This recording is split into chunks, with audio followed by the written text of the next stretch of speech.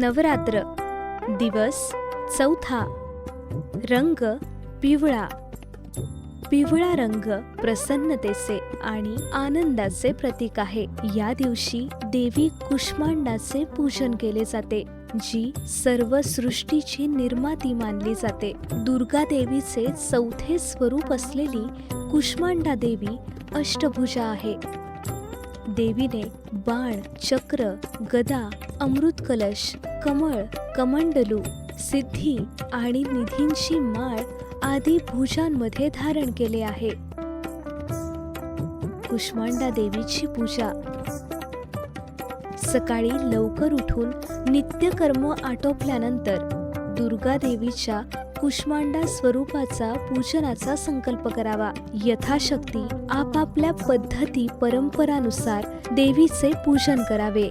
देवीचे पूजन करताना लाल रंगाची फुले, जास्वंद किंवा गुलाबाचे फूल आवर्जून वहावे. यानंतर धूप, दीप आणि नैवेद्य दाखवावा.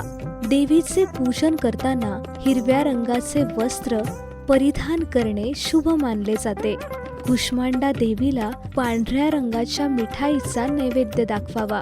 यामध्ये दही, साखर, फुटाणे असल्यास उत्तम असे सांगितले जाते.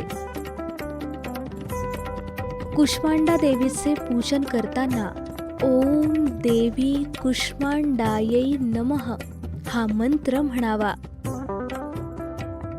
कुष्मांडा देवीची कथा. नवरात्रीतील देवी भगवतीचे चौथे रूप कुष्मांडा या नावाने परिचित आहे. जिच्या दिव्य बीजातून ब्रह्मांड उत्पन्न झाले अशी देवी कुष्मांडा. जेव्हा सृष्टीचे अस्तित्व नव्हते, चोहोबाजूंना अंधकार होता, तेव्हा देवीने आपल्या ईषित हास्याने ब्रह्मांडाची रचना केली होती. म्हणून देवीला सृष्टीची आदी स्वरूपा म्हटले आहे. देवीचे निवासस्थान सूर्यमंडलाच्या आत आहे.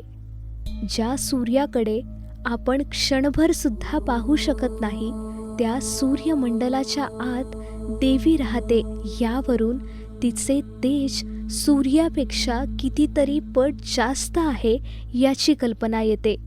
देवीची कांती सूर्यकिरणांसारखी तेजस्वी आहे. देवीचे तेज अतुलनीय आहे. याच तेजाने दशदिशा व्यापल्या आहेत. ब्रह्मांडातले सर्व जीव देवीच्या तेजाने प्रभावित आणि प्रकाशित झाले आहे.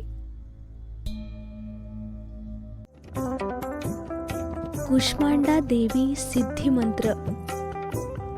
सुरा संपूर्ण कलशम रुधिराप्लुतमेव च वंदना हस्तपद्माभ्याम कुष्मांडा शुभदास्तु हे.